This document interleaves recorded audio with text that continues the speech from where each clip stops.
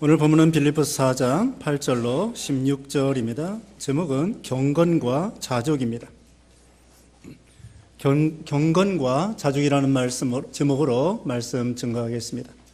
여기 빌립보서는 사도 바울이 로마 감옥에서 이 성경을 기록했는데요. 로마에서 저기 헬라 북쪽에 있는 마케도냐 지방의 빌립보 교회를 향해서 이 편지를 쓰고 있습니다. 이 빌립보 교회는 유럽의 첫 번째, 사도 바울이 유럽에 건너와서 첫 번째로 세운 교회가 바로 빌립보 교회입니다. 그리고 빌립보 교회 세울 때에 처음에 루디아가 거기 이제 빌립보 교회 일원으로서, 그 다음에는 그 간수가 사도행전 16장에 보면은 간수에게 바울과 실라가 복음을 전해서 주 예수를 믿으라, 그리하면 너와 네 집이 구원을 얻으리라, 이런 말씀을 통해서 그 간수가 구원을 받고 빌립보 교인이 되기 시작한 것입니다.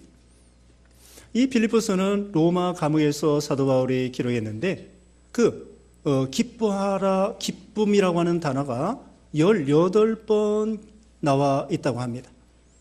바울이 감옥에 있으면서도 자기 자신이 먼저 하나님 안에서 기쁨을 가지고 있었기 때문에 감옥 밖에 있는 성도들을 향하여 너희가 기뻐하라, 또 기쁨이라는 단어를 18번이나 기록했다고 할 수 있겠습니다. 오늘 본문에 보면은 경건에 대해서, 자족에 대해서, 복음에 대해서 말씀을 하고 있습니다. 8절 말씀에 마지막으로 형제들아, 무엇이든지 잠되고 무엇이든지 경건하고 무엇이든지 의롭고 무엇이든지 거룩하고 무엇이든지 사랑할 만하고 무엇이든지 칭찬할 만하고 무슨 덕이나 무슨 칭찬이 있거든 이것들을 생각하라. 첫 번째, 여기 보면은 경건하라 그랬습니다. 거기에 참되고, 참이라고 하는 것은 진실한 것입니다. 거짓이 없이, 속임수가 없이, 사기가 없이 진실한 것을 가리킵니다. 9번째 계명에서도 거짓 증거하지 말라고 그랬습니다. 이 세상에는 거짓말이 많습니다. 정치가들도 거짓말로 백성들을 선동해서 자기네들이 정권을 잡고 정권을 가지고 좌지우지하려고 하는 그런 정치가들도 있습니다. 물론 다 그런 건 아니지만 이와 같이 사람들을 속이는 사람들, 사기하는 사람들, 거짓말로 사기해서 도적질하는 사람들, 이 세상에는 많이 있습니다. 요한복음 8장 44절에 오면은 거짓의 아비는 바로 마귀라고 했습니다. 우리 하나님은 충신과 진실이 예수님의 별명입니다. 근데 마귀의 별명은 무엇입니까? 거짓말쟁이. 그게 마귀의 별명이에요. 그러면 우리는 범사에 진실해야 됩니다. 하나님 앞에 진실하고, 또 말씀에 대해서 거짓말하는 사람이 있습니다. 거짓 선지자입니다. 이단입니다. 이런 잘못된 사람들은 예수님이 그리스도인데 내가 그리스도다 그러면서 사람들을 미혹하는 이런 거짓 선지자들, 이단들도 거짓말쟁이가 되는 것입니다. 우리는 진실해야 됩니다. 또 학생들이 학교에서 진화론 배웁니다. 진화론은 과학이 아닙니다. 진화론은 거짓말입니다. 이와 같이 세상에는 마귀 역사로 거짓말이 많이 횡행하는 이때에 여기 있는 말씀대로 참되고 진실하고 이런 신앙이 되라는 거예요. 하나님 앞에 진실하고, 사람 앞에 진실하고, 또 물질 문제에 있어서 진실하고 깨끗하고, 이런 믿음. 그 다음에 이어서 보면은 경건하고, 경건이라고 하는 것은 단정하고 존경받을 만한, 여기에 보면은 어니스트, 존경받을 만한 정직한 그런 신앙이 되라는 것입니다. 야고보서 1장 마지막에 보면은 경건이라는 것은 무엇이냐면은 고아와 과부를 환난 중에 돌아보고 새 속에 물들지 않는 것이 바로 경건이라 그랬습니다. 이런 세속주의에서 노아와 같이, 노아가 그 시대에 얼마나 사람들이 악으로 걸어갈지라도 노아는 순전하고 완전하고 정직한 그런 믿음을 가지고 나갔던 것입니다.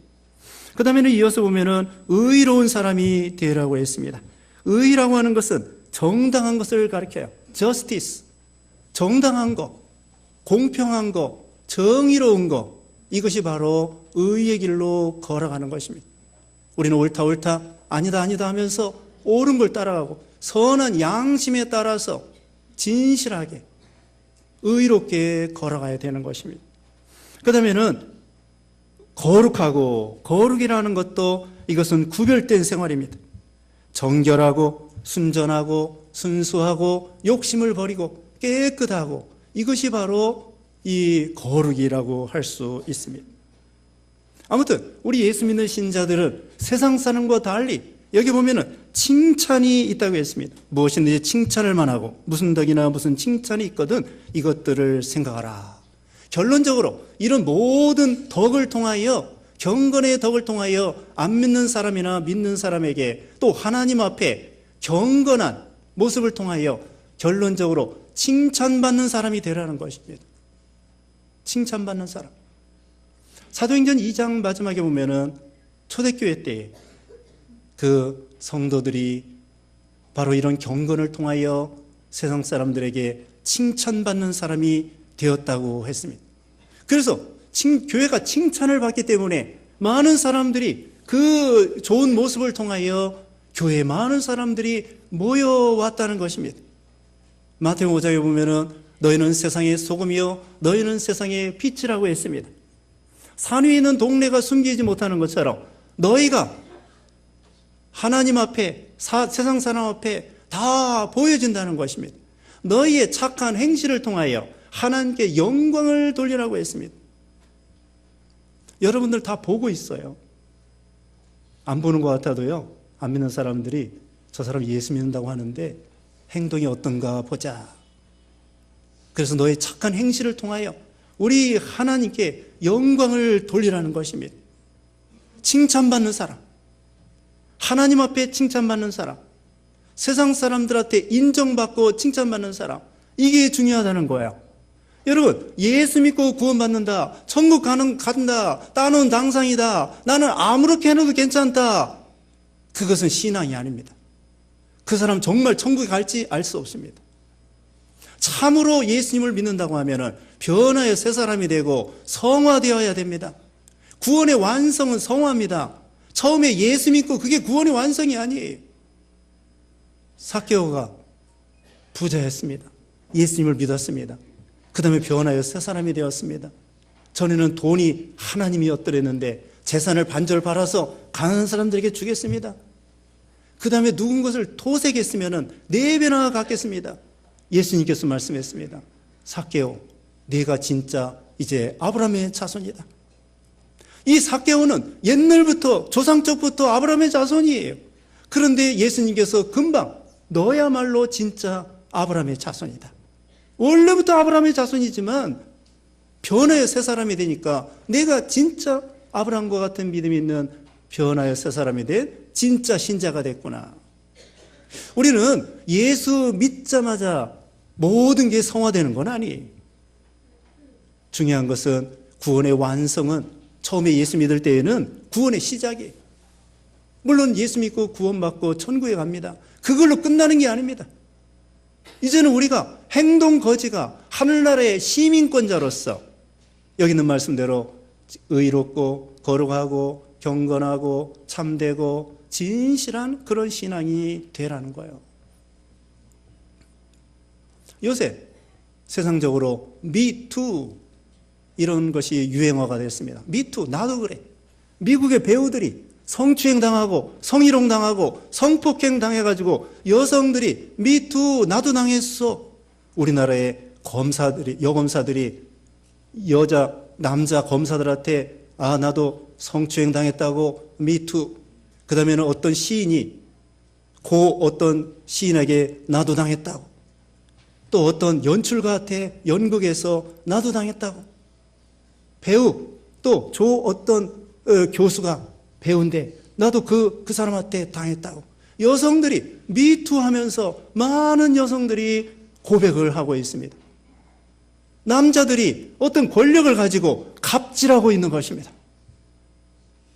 교수라고 해가지고 연출가라고 해가지고 칼자루 줬다고 해가지고 갑질하면서 여성들에게 목줄을 쥐고 있어서 잘못하면 너 직장에서 떨어져. 그러면서 웃사람들이 이렇게 성희롱하고 성추행하고 이런 악한 세상이 되었습니다. 참으로 우리 예수 믿는 신자들은 경건하게 안 믿는 사람보다 뭔가 달라야 됩니다. 카멜레온이 있습니다. 카멜레온이라는 것은 땅바닥에 기어가면 땅색이 되고 초록 입이 있는 데 가면 초록색이 되고 카멜레온 같은 사람이 되면 안 됩니다. 교회에서나 가정에서나 직장에서나 우리는 똑같은 예수 믿는 색깔을 보여줘야 돼요. 지킬 박사와 하이드가 있습니다. 똑같은 사람인데 어떤 때는 지킬 박사와 같이 거룩한 사람인데 어떤 때는 하이드와 같이 엉망진창의 그런 악한 사람이 된다는 것입니다.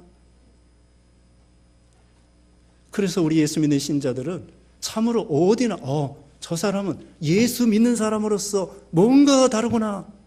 경건한 모습을 통하여 하나님께 영광이 돌아가야 되고 이것은 인격적인 문제입니다. 그런 세상 사람들이 범하는 죄를 통하여 그 사람들이 쌓아놓은 그런 명예와 그것이 얼마나 하루아침에 똥이 되고 참으로 낮아지지 않습니까? 우리는 된 사람이 돼야 돼요. 든 사람이 아니라 든 사람도 좋습니다. 난 사람이 아니라 난 사람도 좋습니다. 더 중요한 것은 된 사람이 돼야 돼요. 든 사람보다도 실력보다도 유능한 사람보다도 유명한 사람보다도 더 중요한 것은 신앙 안에서 대먹은 사람이 되라는 거예요. 된 사람. 그게 바로 인격적인 문제입니다. 아니 우리 예수 믿는 신자들이 안 믿는 사람하고 똑같은 색깔을 가지고 나간다면 하나님의 영광이 가려지게 되는 것입니다. 너희 착한 행실을 통하여 하나님께 영광이 돌아가도록 하라. 그래서 우리는 경건의 연습을 해야 됩니다. 다시 말씀드리면 예수 믿고 구원받는다, 천국 간다, 그걸로 끝나는 게 아니에요. 이제는 하나님의 말씀대로 거룩에서 거룩으로 진실에서 진실로 깨끗해서 깨끗으로 나아갈 때 자기에게도 유익이 되지만 다른 사람에게도 유익이 되고 하나님께도 영광이 돌아가게 된다는 것이죠. 이게 믿는 사람과 안 믿는 사람과 뭔가 달라도 달라야 된다는 뜻이에요. 그래서 결론적으로는 아까 말씀한 대로 이런 과정을 통하여 경건을 통하여 세상 사람들에게 또는 누구든지 칭찬 듣는 사람이 되라 그랬습니다. 9절 말씀에 너희는 내 안에서 배우고 받고 듣고 본 이것들을 행하여라. 그러면 평강의 하나님께서 너와 함께 계실 것이다. 사도 바울은 나를 본받으라 그랬어요. 참 얼마나 대단합니까? 여기 3장 17절 봅니다. 3장 17절에 형제들아 너희는 함께 나를 본받는 자들이 되어라. 또 너희가 우리를 본받는 것처럼 그렇게 행하는 자들을 주목하여라. 나를 본받는 자들이 되어라. 뭘 본받을까요? 바울의 그 선한 행실과 선한 인격과 선한 모범을 보인 것을 따라가라는 거예요. 옆으로 기어가면서 개가 옆으로 기어가면서 새끼들에게 똑바로 걸어가라 할 수 없는 것처럼 우리는 우리 엄마 아빠들이 또 교육자들이 옷사람들이 지도자들이 세상에서도 지도자들이 이와 같은 모습을 통하여 사도 바울 보세요. 나를 본받아라. 내 안에서 배운 거 받고 듣고 정통 복음 배운 거 진리 배운 거 말씀 배운 거 그것을 본받아라 그랬습니다. 그러면 평강의 하나님께서 너희와 함께 계실 것이다. 이제 두 번째 말씀드립니다. 첫 번째로는 경건한 신앙이 되어서 칭찬받는 사람이 되라. 두 번째로는 자족하는 신앙이 되라는 것입니다. 10절 말씀에 내가 주님 안에서 크게 기뻐하니 이는 너희가 나를 생각하는 마음이 이제 다시 일어났기 때문이다. 이에 대해 너희가 생각은 하였으나 기회가 없었다. 내가 이것을 말하는 것은 궁핍하기 때문이 아니다. 나는 내가 처한 상황에서 자족하는 법을 배웠다. 여기 사도 바울이 감옥에 갇혔는데요. 멀리 떨어져 있는 이 빌립보 교인들이 연구해서 바울에게 물질을 보내주었습니다. 그래서 사도 바울이 무척 기뻐했습니다. 근데 여러분, 바울이 이렇게 빌립보 교인들이 연보에서 돈을 보내줬기 때문에 기뻐하다. 물론 그것도 맞겠지만은 더 중요한 것은 이 빌립보 교인들이 믿음이 성장한 걸 생각해서 기뻐하는 거예요. 어떤 아버지가 퇴근하면서 엿을 사왔습니다. 엿을 사와가지고 5살 먹은 아들에게, 야, 엿 먹어라. 엿을 먹어라 그랬어요. 그런데 이 아이가 침 묻히고 코 묻히고 먹다가 아버지가 빤히 쳐다보고 있으니까 아버지도 좀 드셔요. 그러면 아버지가 그걸 또 한 입 먹고 코 묻고 침 묻은 것을 한 입 먹는다는 거야. 웃으면서 그것도. 자기가 그렇게 먹고 싶으면 하나 더 사다가 먹으면 될 거 아니에요? 그 왜 그러냐? 왜 그것을 엿을 받아 먹으면서 아버지가 희죽희죽 웃으면서 기뻐하느냐? 요 녀석이 아버지를 좀 생각하는 그런 마음이 생겼구나. 5살짜리 요 녀석이 아버지를 좀 생각하는 마음이 생겼구나. 자라났구나. 그게 기특해서 그 엿을 받아 먹는 거예요. 하나님도 마찬가지입니다. 하나님이 돈이 없습니까? 천지의 모든 것이 다 하나님의 거예요. 그런데 사도 바울도 빌립보 교인들이 연보에서 이렇게 물질을 공급해 줄 때에 자기는 감옥에 있으면서 있어도 좋고 없어도 좋은 거예요. 그런데 성도들이 연보에서 보내줄 때, 빌립보 교인들이 믿음이 좋아졌구나. 열매를 맺게 됐구나. 여기 17절에 그랬습니다. 이 연보는 열매입니다. 17절에 내가 선물을 구하는 것이 아니다. 오직 너희의 유익을 위하여 열매가 풍성하기를 바란다. 연보는 믿음의 열매입니다. 하나님을 사랑하고 하나님 앞에 충성하는 믿음의 열매고, 또 18절 끝에 보면은 하나님이 받으실 만한 향기로운 제물이라고 했습니다. 18절 끝에 그랬죠. 이것은 하나님께서 기쁘게 받으실 향기로운 제물이다. 연보 물질은 하나님이 받으시는 향기로운 제물이 된다는 거예요. 그래서 사도 바울은 이 교인들이 믿음이 자라는 걸 생각할 때 마음이 너무나 흐뭇했던 것입니다. 그러나 자기 입장에서는 물질을 받았기 때문에 기뻐한다, 그게 아니고 자기는 자족하는 법을 배웠다고 했습니다. 궁핍에도 풍부해도, 거기 12절입니다. 나는 비천에 처할 줄도 알고 풍부에 처할 줄도 안다. 나는 배부름이나 배고픔이나 풍부나 궁핍이나 모든 형편에 처하는 비결을 배웠다. 자족하는 신앙입니다. 디모데전서 6장 16절에 그랬습니다. 디모데전서 6장 6절. 자족하는 마음이 있으면 경건은 큰 유익이 된다. 이어서 디모데전서 6장 7절에는 우리가 세상에 아무것도 가지고 온 것도 없고 세상 떠날 때 가지고 갈 것도 없고 빈손 들고 왔다가 빈손 들고 가. 공술의 공수갑니다.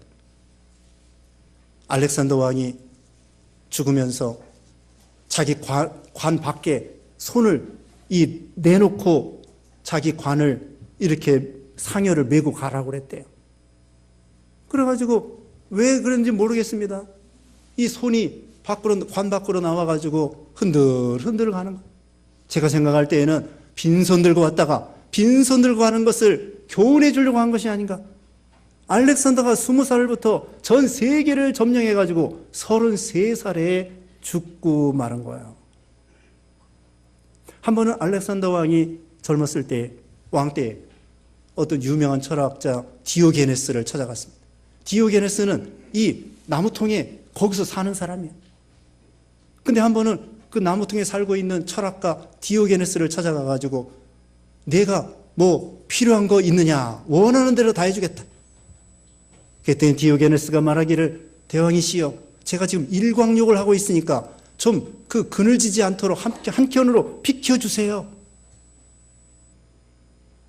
얼마나 자족하는 신앙이라기보다도 자족하는 마음 아니겠습니까? 나무통에 살면서도 대왕이 뭐든지 해달라고 하니까 지금 잠깐 그 자리에서 비켜주세요. 내 지금 일광욕 하고 있는데 그늘이 꼈군요. 우리가 이 세상에 먹을 것과 입을 것이 있으면 족한 줄 알라. 디모데전서 6장 7절 이하에 계속 말하고 있죠. 우리는 다 아침 드시고 오셨죠. 또 아침 혹시 못 드셨어도 끼니가 없어서 못 드신 분은 없을 겁니다. 다 이제까지 여러분 나이 드시는 분까지 먹고 살았습니다. 입고 살았습니다. 이스라엘 백성들이 광야 40년 동안에도 하늘의 만나로 계속 40년 동안 먹여주셨던 것입니다. 그래서 고린도후서 8장 15절에는 너희가 만나를 거둘 때 많이 거둔 자도 남는 게 없고 적게 거둔 자도 모자람이 없었다 그랬습니다. 여러분, 한 달에 1,000만 원 벌고 하루에 1,000만 원 벌으면 돈이 많이 남을까요? 아닙니다. 많이 벌으면 많이 번 대로 쓸 때가 많습니다. 적게 번다고 모자랄까요? 다 먹고 살아요. 한 달에 100만 원 벌어도 88세대라고 하는데 80만 원 벌어도 살 수 있습니다. 다 살 수 있어요. 이와 같이 주 안에서 만족하면서 자족하면서 살라는 것입니다. 사람이 사는 것이 빵에 있는 것이 아니라 하나님의 말씀에 있다고 그랬고, 이제까지 여러분이 노력해서 먹고 살았습니까? 하나님이 먹여주시고 입혀주셔서 살게 해주신 거예요. 이스라엘 백성들이 아까 말한 대로 하늘의 만나를 내려주시고 반석을 쳐서 생수를 먹여주시고 하나님이 먹여주셨기 때문에 살았던 것입니다. 오늘도 마찬가지입니다. 그러므로 우리는 허영심을 버려야 됩니다. 지금 가지고 있는 것 말고도 더 큰 거, 더 유명한 거, 더 대단한 거, 물론 우리가 어떤 목표를 가지고 주 안에서 추구하는 거 좋은 거예요. 그러나 허영심으로 뱁새가 황새 따라가다가 가지쟁이가 찢어지는 것처럼 우리는 언제나 겸손하고 자족하고 하나님이 주시면, 하나님이 함께 하시면 그런 조건을 가지고 해야 됩니다. 다윗이 처음부터 자기가 왕 되려고 하지 않았습니다. 시편 131편 1절에 보면은 내가 크고 기이하고 미치지 못할 일에 힘쓰지 아니하나이다. 요셉이 처음부터 자기가 총리가 되려고 한 거 아닙니다. 그냥 열심히 믿음 생활하다 보니까 하나님이 높여주셔서 총리가 된 거예요. 그렇게 살라는 거예요. 여기 12절에 읽은 것처럼 사도 바울은 비천에 처할 줄도 풍부에 처할 줄도 배부를 때나 배고플 때나 풍부나 궁핍이나 일체의 비결을 배우는 그런 신앙이었습니다. 우리는 가난할 때도 믿음을 지켜야 됩니다. 부자였을 때도 신앙을 지켜야 됩니다. 여러분, 어떤 때가 더 신앙 지키기가 더 좋을까요? 가난할 때 믿음 지키기가 좋을까요? 부자가 되었을 때 믿음 지키기가 좋았을까요? 중국에서 공산주의 시대에 신앙의 자유가 없을 때에 많은 목회자들이 핍박당하면서 감옥에 갇히면서 환난 중에 믿음 지킨 사람들이 있었다고 합니다. 그런데 79년도에 종교 자유가 있고 기독교 개방이 되었을 때 이제는 자유를 가지고 마음 놓고 신앙생활을 하는데 외국에서 막 돈 갖다 줘요. 교회 지라고. 그래가지고 교역자들이 물질주의로 그렇게 신앙이 떨어졌다는 그런 말을 들어봤습니다. 그러므로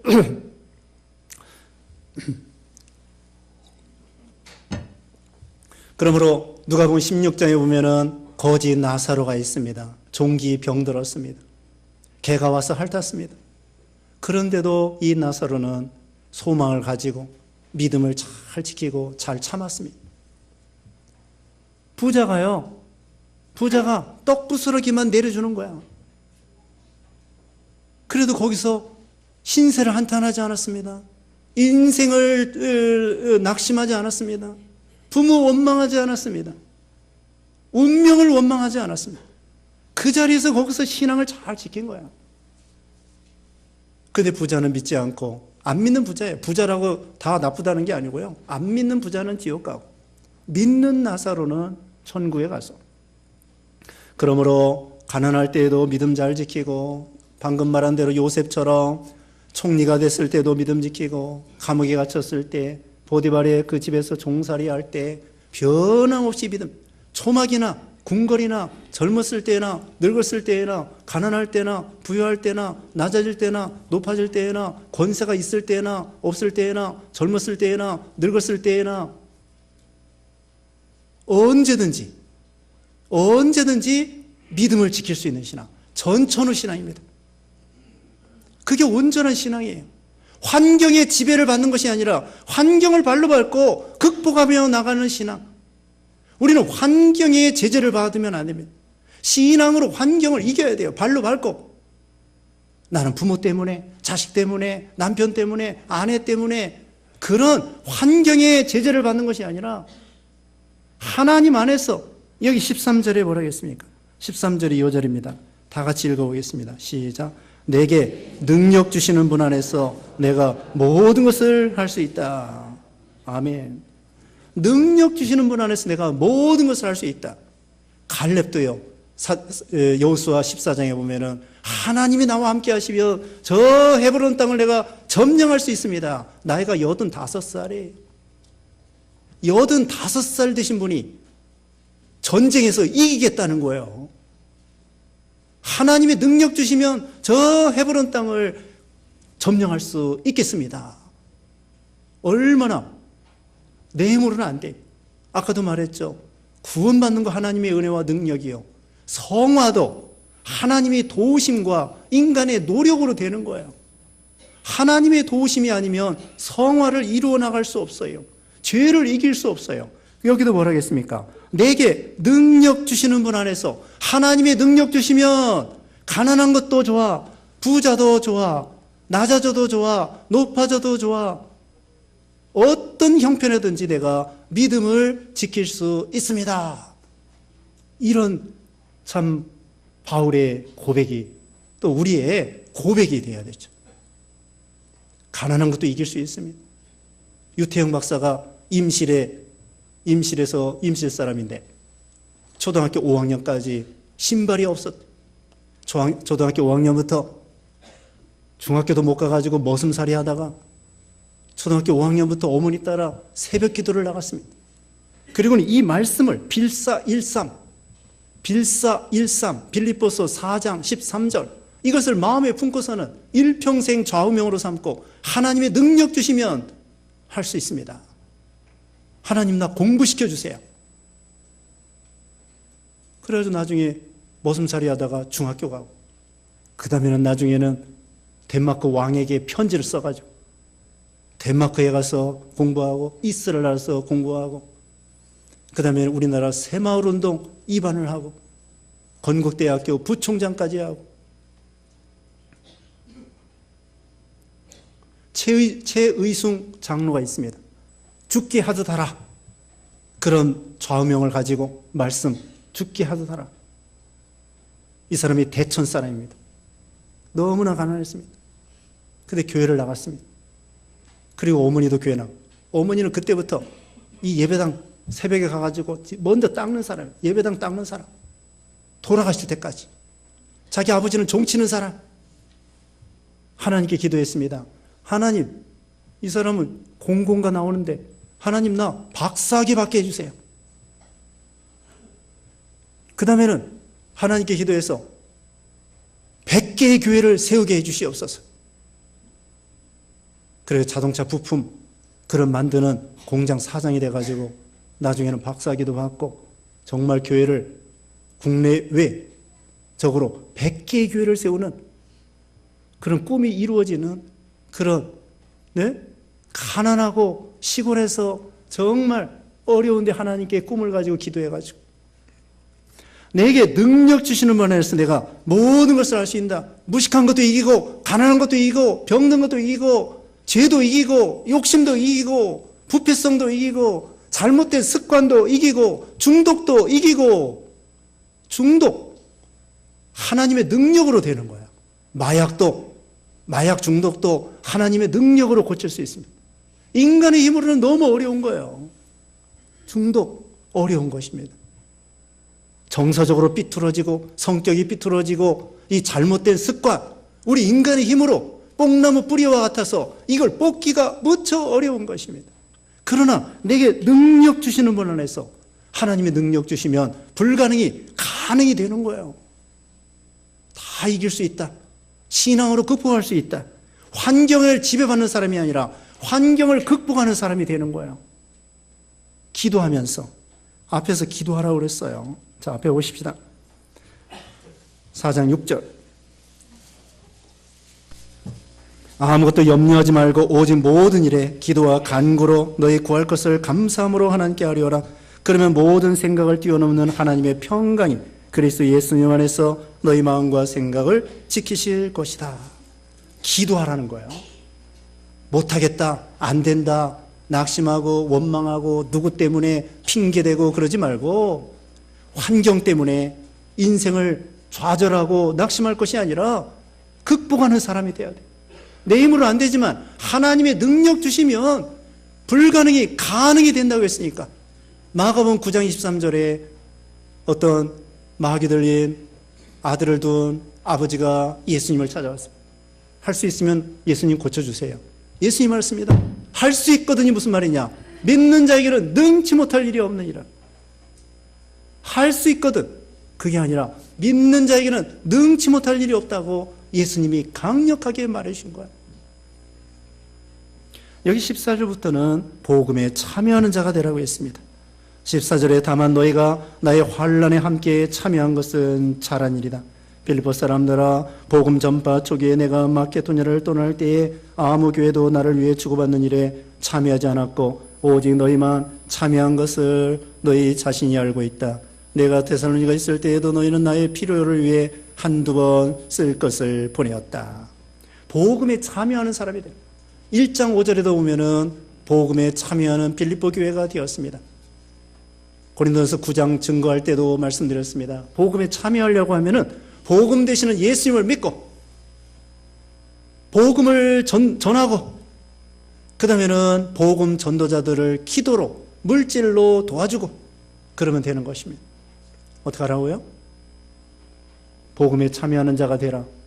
복음을 믿고 복음 되시는 예수님을 믿고 복음을 전하고 복음 전도자들을 기도와 물질로 후원해주고 그게 바로 복음에 참여하는 자가 되는 것입니다.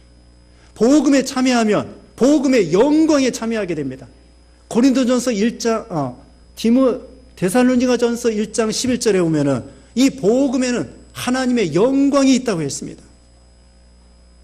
복음을 믿고 복음을 전하고 복음 전하는 사람을 기도해주고 물질로 후원해주고 빵 5개 물고기 2마리 가진 아이가 점심 먹고 남은 거 저녁 때가 되었습니다.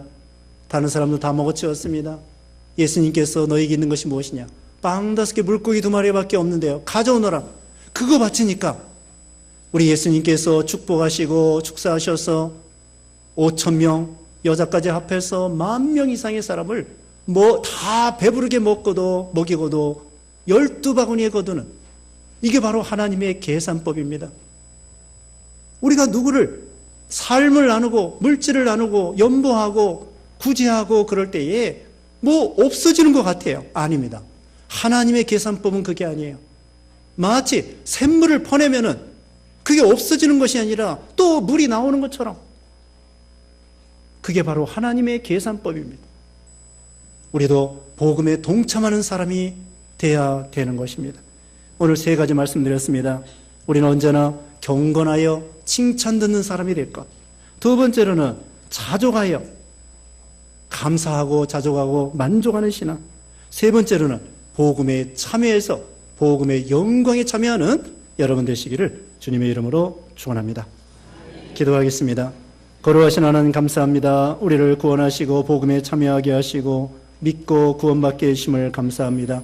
이제 복음을 전하는 자가 되고 또 복음 전하는 자들을 기도와 물질로 후원하여 복음에 동참하게 하여 주시고 또 우리가 언제나 주 안에서 자족하는 믿음 되게 해 주시옵소서. 풍부나 궁핍이나 배부름이나 배고픔이나 일체의 비결을 배우며 내게 능력 주신 자 안에서 모든 걸 살 수 있다고 했사오니 환경을 이기고 죄를 이기고 습관을 이기고 이런 믿음들 되게 해 주시옵소서. 또 경건하여 하나님의 영광을 드러내고 하나님 앞에서나 사람 앞에서나 칭찬받는 성도들 되게 해 주시옵소서. 예수님의 이름으로 기도드리옵나이다. 아멘.